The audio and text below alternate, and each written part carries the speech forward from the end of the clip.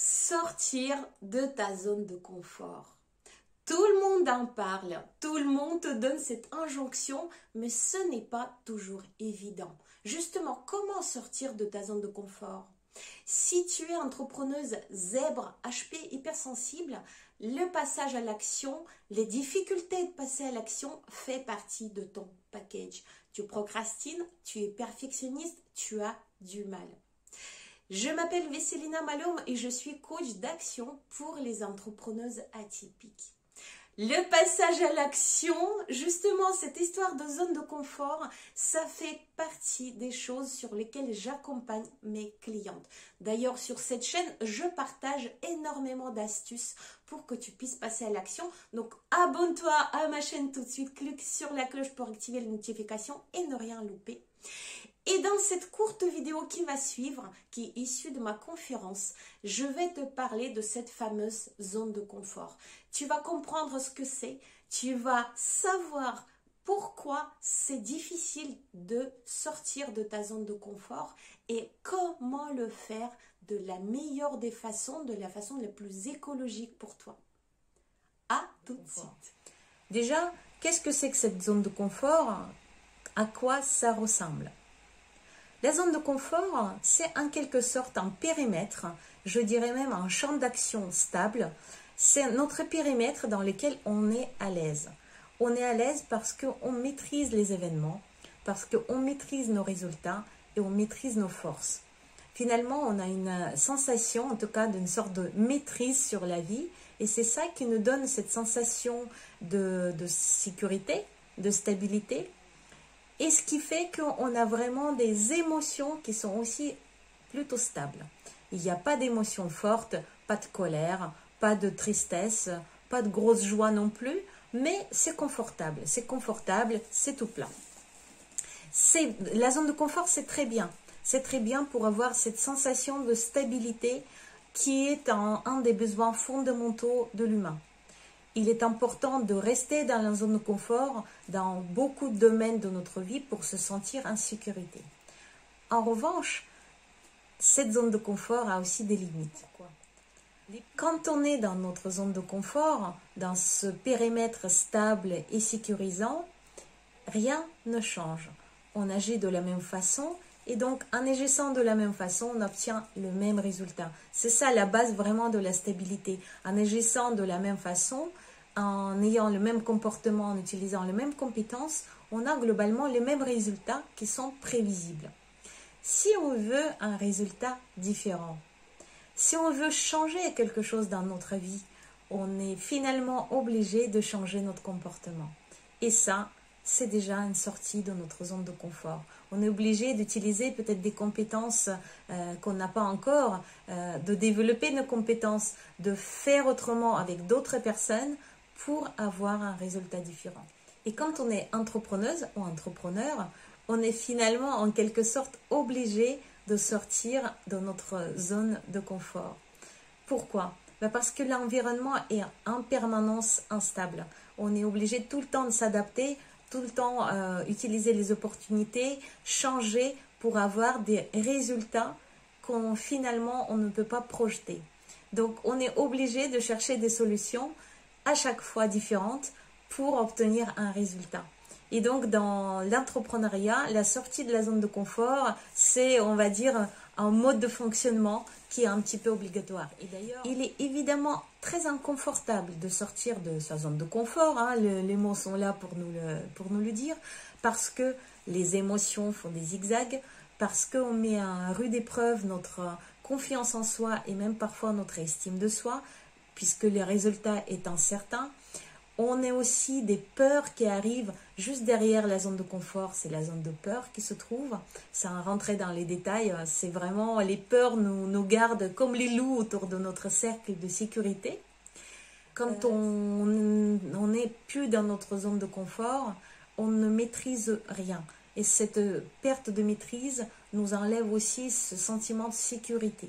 Donc effectivement, sortir de la zone de confort est inconfortable. On va en convenir. T'es pas encore endormi? J'espère que tu t'es abonné à ma chaîne. Si tu l'as pas encore fait, fais-le maintenant. Et on continue. Quelle peut être la stratégie quelles sont des choses faciles, simples à mettre en place pour sortir de la zone de confort. Je vais tout de suite dire que je n'aime pas du tout cette expression sortir de la zone de confort. J'utilise bien plus volontiers la phrase ou l'expression élargir la zone de confort. Dans sortir, il y a le côté brusque, il y a le côté peur, il y a le côté je quitte quelque chose. Moi, je préfère rester dans ma zone de confort et l'élargir progressivement. Ou alors, élargir mon champ d'action. C'est aussi une expression que j'utilise plus volontiers dans mes coachings et dans mes ateliers. Donc, comment faire concrètement pour élargir notre champ d'action ou élargir notre zone de confort? La première étape, ce serait de définir notre zone de confort actuelle. Quelles sont les compétences? Quelles sont les habitudes? Quels sont les comportements qui nous sont habituels et qui donnent un résultat habituel? Donc vraiment prendre cette photo de notre zone de confort, prendre cette photo dans tous les domaines de notre vie pour comprendre quelles sont les choses qu'on fait par habitude, quelles sont les choses qui aujourd'hui donnent toujours les mêmes résultats.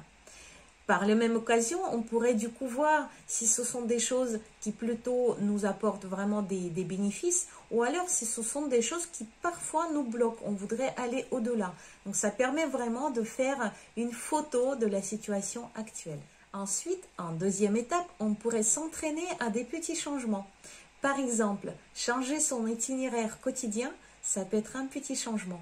Préparer un plat différent, quand on a par exemple des invités, ça peut être aussi un petit changement. Ce sont des petits changements simples qui n'ont pas de grands enjeux, mais qui permettent à s'entraîner, entraîner surtout notre cerveau déjà au changement d'habitude. Ensuite, on pourrait aller à un stade au-dessus et muscler notre confiance en nous en se donnant des petits challenges.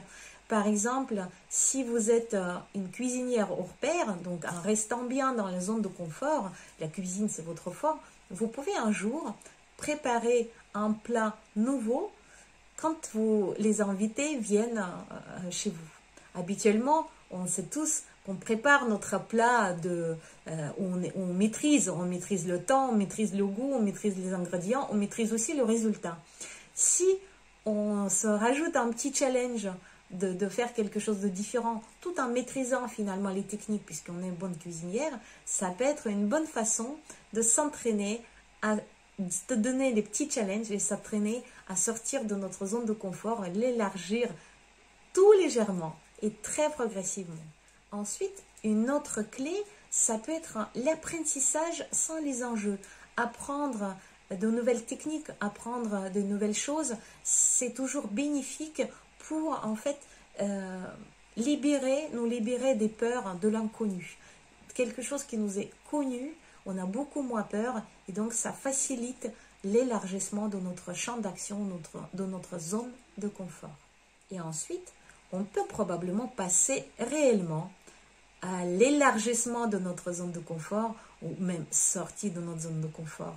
Je dirais que ça peut se faire en plusieurs étapes. Première, définir le domaine, et je dirais un seul, dans lequel vous voulez vraiment sortir de votre zone de confort.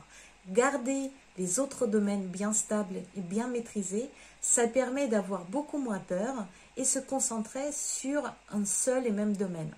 Ça limite vraiment les risques, ça limite les peurs et ça limite les sensations désagréables. La deuxième étape, ça pourrait être de faire un test, c'est-à-dire faire une action une fois dans le domaine que vous avez défini sans aucun enjeu. Le seul objectif, c'est de le faire une fois. Ça permet de vérifier ensuite, et ça c'est la troisième étape, sur votre échelle émotionnelle, est-ce que déjà cette petite aventure vous plaît? Est-ce que ça vous apporte des émotions positives? Est-ce que ça vous apporte des bénéfices escomptés? En tout cas, est-ce que vous avez déjà réussi à le faire? Rien que ça, ça peut être un objectif très important. Et en quatrième étape, vous pouvez maintenant rendre cette action que vous avez fait une fois, que vous avez vérifiée sur l'échelle émotionnelle et qu'elle vous convient, habituelle. Donc, créer une habitude qui comportera cette action peut être l'étape numéro 4 de sortie de la zone de confort. Et en étape numéro 5, on peut rajouter maintenant des enjeux, des objectifs compliqués, de complexifier la tâche une fois qu'elle est devenue habituelle. J'espère que cette vidéo t'a plu et qu'elle t'a apporté des réponses et surtout la stratégie concrète pour élargir ton champ d'action.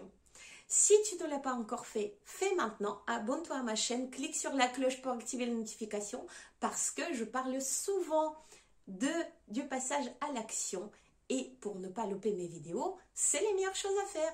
Et je te dis à très bientôt. Ciao, ciao.